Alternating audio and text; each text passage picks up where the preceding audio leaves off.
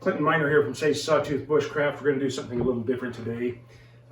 When we talk about bushcraft in these situations, usually we're talking about the outdoors, but one of the emphasis that I've always placed on everything that we do is on preparedness. And one of the keys to preparedness at this point, particularly how things are going in our world, is to have what you need to take care of your family. And so today we are in the process of putting some rice, beans, and sugar into Mylar bags so that we can store those long term, and we wanted to share that with you, so stay tuned.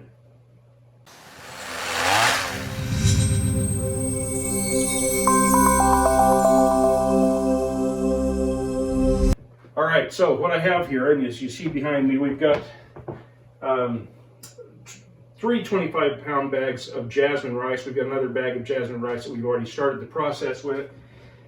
Got a couple of bags of beans, 25 pounds apiece. We've also got some regular rice, a bag that we've used part of that we're going to go ahead and seal some of it up for long-term storage. And then finally we have two 25-pound bags of sugar that we're also going to seal.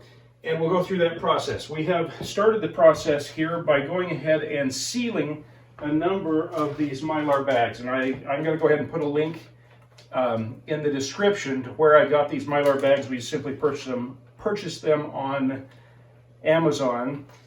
If you're going to be using Mylar bags and letting them just sit separately on a shelf, you're going to want something a little thicker than these. These are 4mm Mylar bags. We typically, if you're going with self-storage by themselves, you're going to want at least 7, probably 10 millimeters. But the difference between these and those is these can be used with the seal-a-meal, and so that's what we're going to be doing. We're going to be putting the materials in these, using the seal-a-meal to pull out as much of the oxygen as possible, as much of the air as possible, and then sealing them up. Even with that, though, we're also going to be putting in oxygen absorbers so that it inhibits any bugs from hatching, as well as just helps these to store longer and not to oxidize. We've got that set up with the bags. We've got something to put the bags in so that we can fill them easily. What we're doing, we have, when we put our rice in our pantry, we typically put it into this container. So what we've done is we've measured some of these bags a little bigger than what it takes to fill with this container. The reason we've done them a little bit bigger is because we can suck out some of that air before we go, and so we're not going to have to use as many of the oxygen absorbers. The other reason we've done it this size is so that as we use them, they're reusable. We can go down step by step and still reseal and still maintain something that we can put this much rice or beans or whatever in. So that's what we're going to be doing. We will go ahead then and fill the bags. Once we've got those filled, we'll go through the process and talk a little bit about oxygen absorbers. It's hard for me to say that word today, oxygen, but we're going to go ahead and put those oxygen absorbers in, talk a little bit about that, and then go through the final process of sealing those bags. Finally, in the end, we're going to store these in this large bucket that we've been able to get. We got this from a neighbor who works at a vitamin company. It is a food grade container, but really with the Mylar bags, we don't need to worry about that so much, but this will keep it from being so accessible to rodents or other tearing and those types of things. So we'll come back in just a few minutes after we fill the bags. Okay, so we've gone through the process, and when I say we, I mean my wife and my daughter have gone ahead and filled the Mylar bags with the various things we had sitting here. We had the jasmine rice, the long grain rice, navy beans, and Great Northern white beans. We also had the sugar, and when we put the sugar together, I want to really make clear that you don't want to put any of the oxygen absorbers in with the sugar. There's 2 reasons for that. One of those is it will literally solidify that whole whatever you've put in there and make it into just a sugar brick, and it will also leave a nasty taste with it. So sugar doesn't need it. It's not going to have bugs in it. It's it's okay by itself. Now, because of that, and because we didn't need to do that on the video here, my wife and daughter went ahead and processed the sugar to completion. Now, let me tell you, the first thing that I need to point out is when we made these bags, before we put anything in them, we labeled each of them. So this bag shows sugar 02 2021. So we know when that sugar was put in. Sugar will last indefinitely or forever, really, but just so we know where that came from. We did about 5 pounds of sugar each. I showed you the container that we used for the rice and the beans. That turned out to be about 6 pounds a piece. Now, like I say, we went ahead and labeled that.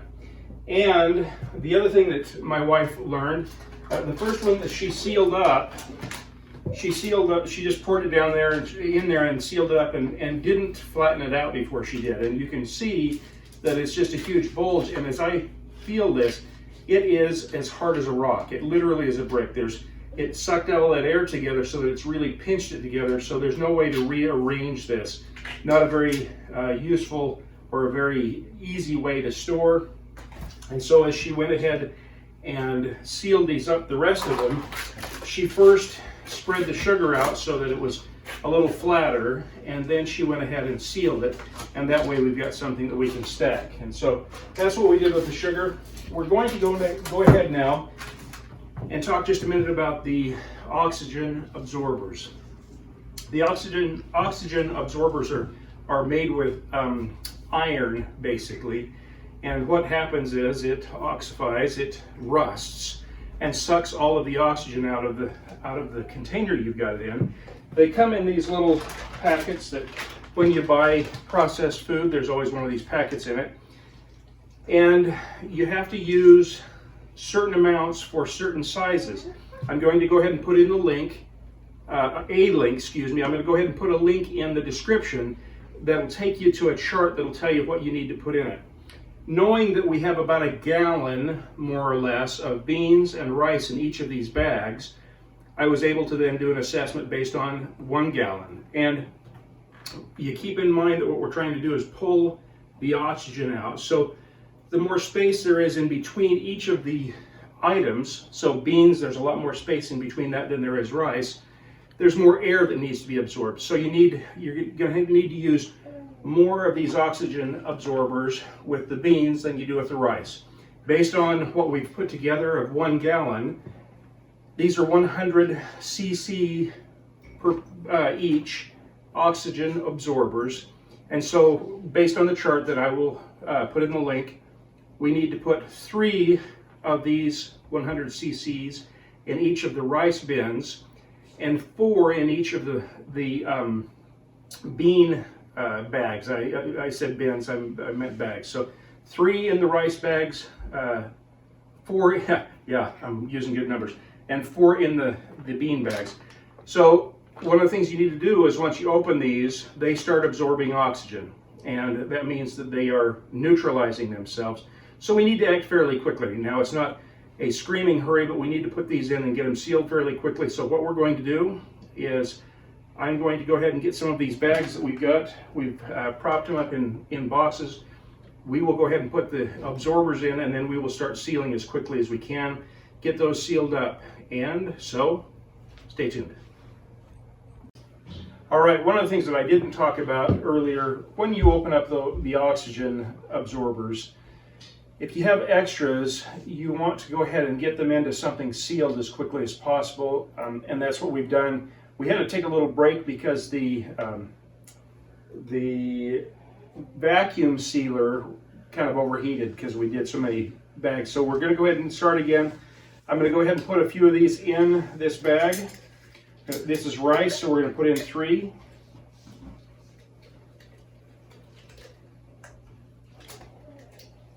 Go ahead and seal this back up, and when we get ready to do the rest, we'll go ahead and put those in.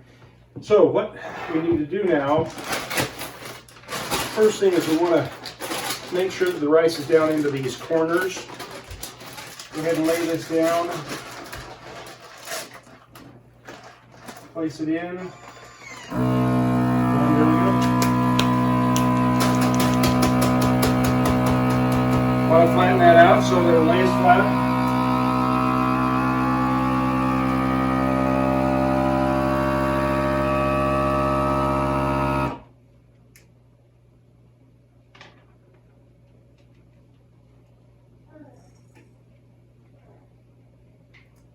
Waiting for it to seal now.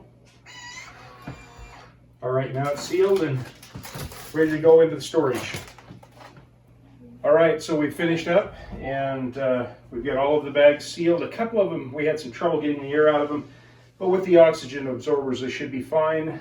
These should last for a number of years. The rice, anywhere between 20 and 30 years.